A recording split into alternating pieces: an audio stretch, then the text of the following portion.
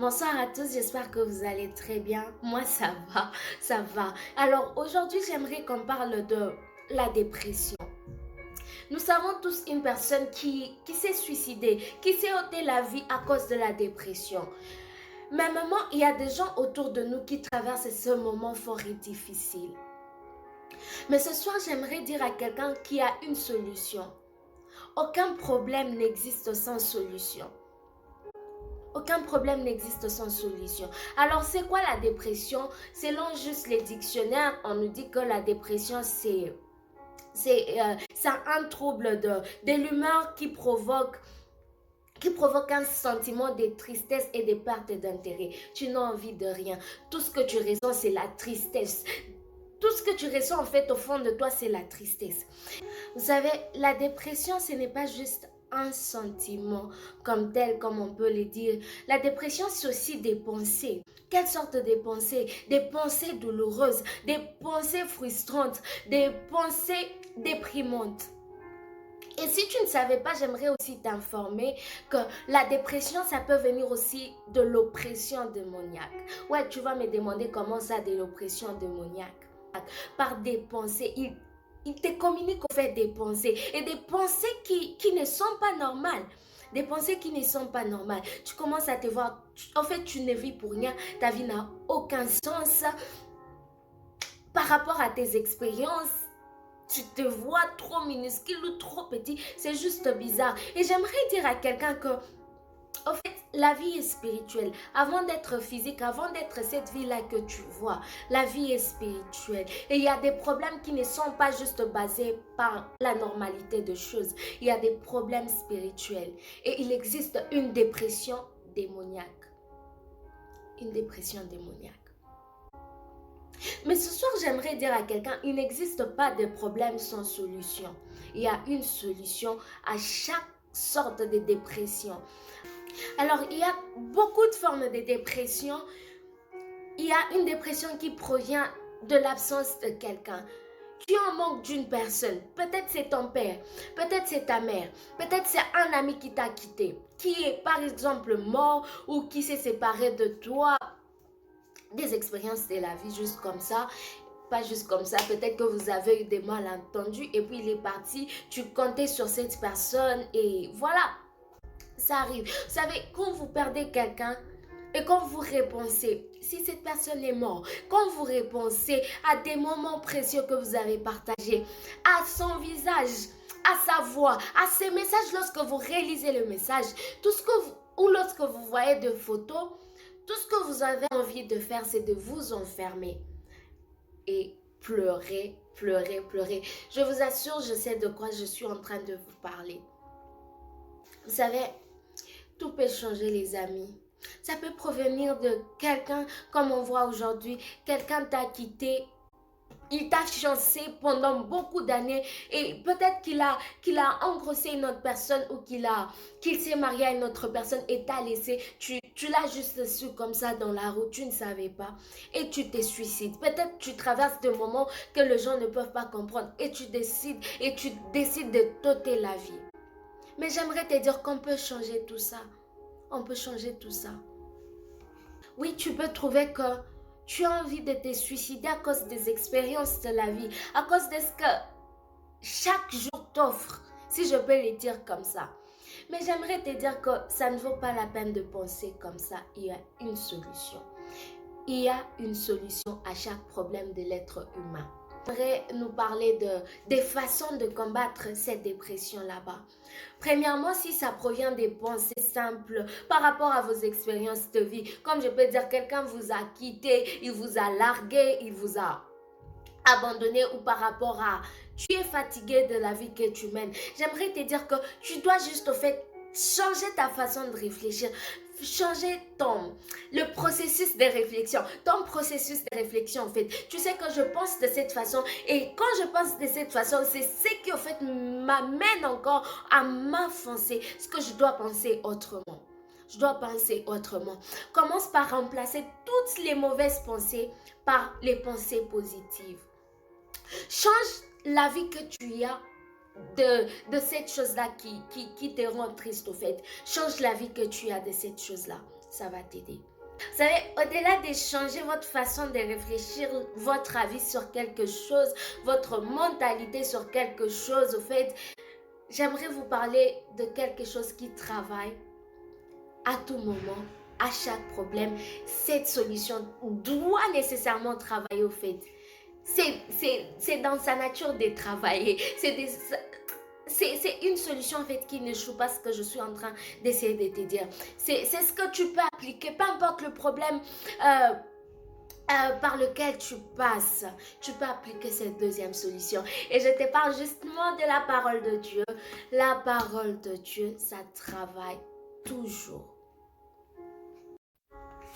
Vous savez, dans la parole de Dieu, on ne découvre pas que des solutions qui sont censées intervenir lorsqu'on a un problème, mais on se découvre aussi, on découvre sa nature, on découvre la qualité de la vie qu'on est censé au fait vivre, on découvre la personne qu'on est censé être, la meilleure version de nous-mêmes dans la parole de Dieu. Vous savez, on apprend à découvrir la vie de Dieu par rapport à notre situation dans la parole de Dieu. Mais vous savez, et même si c'est cette dépression causée par l'oppression démoniaque, ouais, la parole de Dieu nous dit que nous avons reçu l'autorité sur toutes choses. Si je le sais, je n'ai qu'à dire par cette autorité que j'ai reçue dans le nom de Jésus. Je suis capable au fait de chasser ces démons-là qui m'oppressent. Ces démons qui t'oppressent, tu es capable de le faire.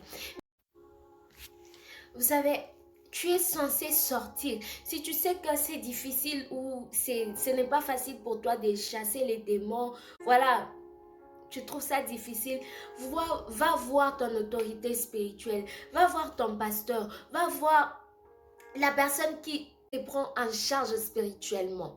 Vous savez, c'est très important de voir une personne qui te prend en charge spirituellement.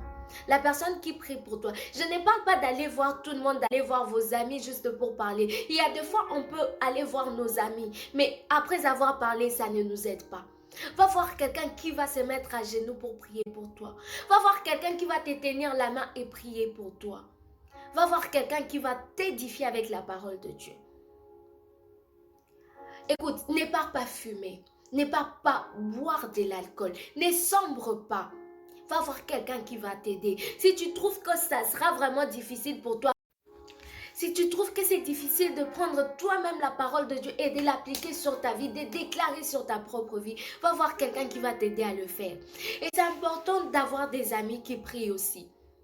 Vous savez, comme je l'ai dit, n'allez pas voir n'importe qui. Si tu as des amis, si tu trouves peut-être que c'est difficile d'atteindre peut-être la personne, ton autorité spirituelle, peut-être qu'il n'est pas disponible, ça peut arriver. Va voir un ami qui prie. Des fois, avoir des amis qui prient, ça nous aide. Ça nous aide. Ça nous aide beaucoup et beaucoup. Des amis qui connaissent la parole de Dieu. Laisse-moi te dire que ça va t'aider. Sors de ta chambre au fait. Sors de ta douche. Va voir des gens qui vont t'aider. Ne préfère pas rester en train de traverser ces moments de dépression et de t'assombrir et de faire des choses que tu ne devrais pas faire. Va voir quelqu'un qui va t'aider. Vraiment, c'est important d'avoir des gens qui prient. C'est important d'avoir même un ami, même ton meilleur ami. C'est important d'avoir ces meilleurs amis-là qui prient au fait. C'est important de l'avoir.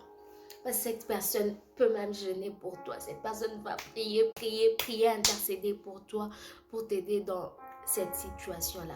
Au-delà de ça, j'aimerais te parler d'avoir une relation avec le Saint-Esprit. C'est bien de lire la parole de Dieu. C'est bien de méditer à la parole de Dieu. Mais et cette relation avec le Saint-Esprit? Le Saint-Esprit, c'est un ami. Tu peux ne pas avoir cet ami-là à qui parler, mais tu as le Saint-Esprit et il va te guider au fait. Il va te remplir de sa présence jusqu'à ce que peut-être ces manques-là puissent disparaître. Jusqu'à ce que tu puisses avoir de la joie en toi. Parce que le Saint-Esprit, c'est une personne. Et il va te remplir de joie. Apprends juste à les connaître. Et une relation avec... Vous savez, ayant une relation avec le Saint-Esprit, c'est vraiment un ami qu'il faut désirer avoir dans sa vie. Il va vraiment te remplir de toutes ces choses-là que les hommes ne pourront même pas te remplir. Même tes parents ne peuvent pas te remplir de ce que le Saint-Esprit peut faire dans ta vie. Et le Saint-Esprit, la parole de Dieu, ce sont là les meilleures façons ou la bonne solution en fait de combattre la dépression. Alors nous allons finir par lire deux passages. Nous allons commencer par Philippiens 4, 6 à 7. La parole de Dieu dit, ne vous inquiétez de rien. Oh oh. Est-ce que j'ai écouté ça très bien? La parole de Dieu vient de me dire de ne pas m'inquiéter de quelque chose. Alors, si Dieu me dit de ne pas m'inquiéter de quelque chose, pourquoi dois-je m'inquiéter? Pourquoi dois-je désirer rester dans une tristesse? Pourquoi dois-je vouloir rester triste? Pourquoi dois-je vouloir toujours avoir ces pensées bizarres, douloureuses et tout dans ma tête? Si Dieu premièrement me dit de ne pas m'inquiéter, qu'est-ce que je dois faire? C'est d'avoir cette attitude-là qui ne s'inquiète pas. Oh oh, je ne m'inquiète pas. Mais en toute chose, faites connaître vos besoins à Dieu par des prières et des supplications avec des actions de grâce. En toute chose, remercie Dieu. En toute chose, remercie Dieu. Remercie Dieu. Fais des actions de grâce. Prie, fais des prières, des supplications, tout en rendant Dieu à sa gloire au fait.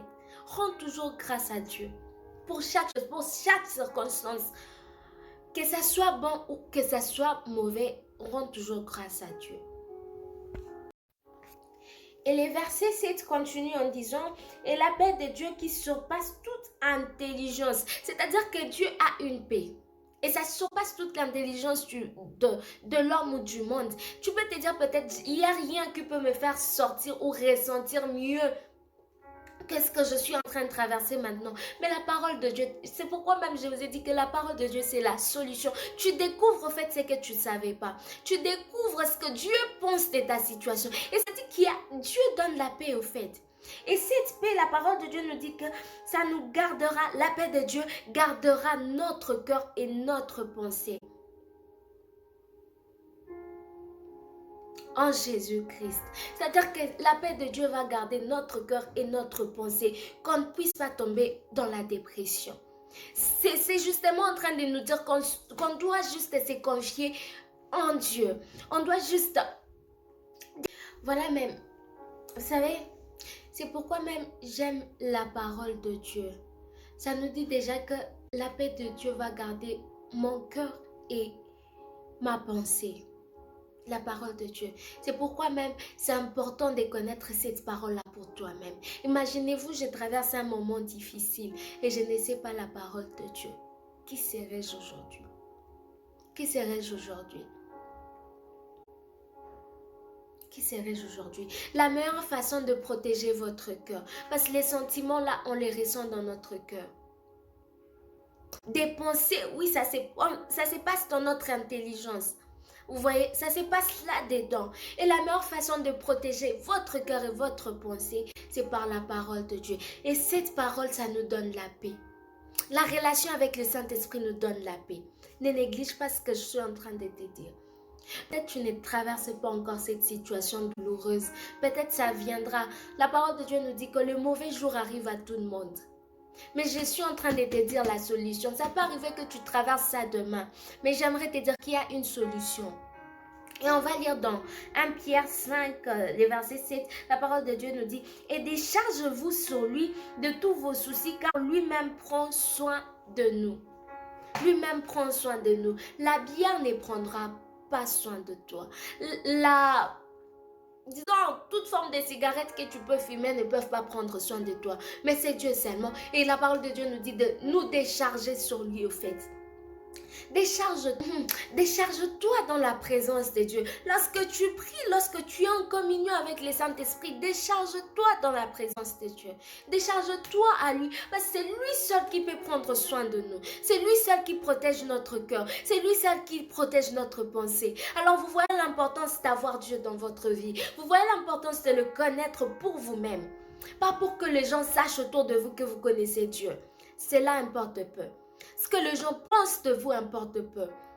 Connaître Dieu pour lui-même, c'est important. Connaître Dieu, non pas pour sa famille, mais pour toi-même, c'est important. Voilà, je suis à la fin et j'aimerais dire à quelqu'un, désire avoir cette communion avec le Saint-Esprit, désire connaître la parole de Dieu pour toi-même, non pas pour que les gens sachent que tu as les rémas, les révélations, que tu sais parler, que tu sais prêcher, que tu connais beaucoup de choses, mais désire connaître cette parole pour toi. Parce que tu peux prêcher cette parole, mais il y a des circonstances de la vie qui t'obligeront à pratiquer cette parole dans ta propre vie. Et tu dois connaître cette parole pour toi-même. Tu dois connaître cette parole pour toi-même. Jésus avait toujours l'habitude d'enseigner, vous savez. Il enseignait, il prêchait, les gens recevaient. Mais le jour mauvais, Satan est venu les tenter aussi. S'il ne connaissait pas la parole de Dieu, imaginez-vous dans cette situation où Jésus ne connaissait pas la parole de Dieu. Qu'est-ce qui allait se passer? Satan lui a proposé de l'adorer, de l'adorer. Il lui a proposé de se prosterner devant lui, de se jeter. Imaginez-vous s'il ne connaissait pas la parole de Dieu. Satan lui a présenté beaucoup de choses au fait. Il lui a dit, je te donnerai tout ça si tu m'adores. Imaginez-vous si Jésus ne connaissait pas la parole de Dieu. Et la parole de Dieu nous dit que si vous lisez un peu les réponses de Jésus dans Luc 4 ou Matthieu 4, vous allez remarquer que Jésus répondait à ces tentations, aux tentations du diable par la parole de Dieu. Par la parole de Dieu. Vous allez même trouver ces versets dans Deutéronome. Comme ça, vous allez trouver les paroles de Jésus. Ce sont des versets bibliques. Et ce n'est pas en ces moments-là qu'il a pris la Bible, il a commencé à dire Deutéronome dit. Non, c'était déjà dans son esprit. Cette parole de Dieu ne doit pas juste être dans votre bouche, mais aussi dans votre esprit. Vous devez la connaître pour vous-même. Passez du temps avec la parole de Dieu. Méditez. Voyez l'importance d'avoir cette relation avec le Saint-Esprit, avec la parole de Dieu. Il connaît votre histoire. Désirez un changement. Décide-toi aujourd'hui. Tout n'est que question de choix et de décision. Décide-toi aujourd'hui. Dis-toi que j'aimerais pas rester comme je suis. J'aimerais pas rester dans cette dépression. J'aimerais que ça change.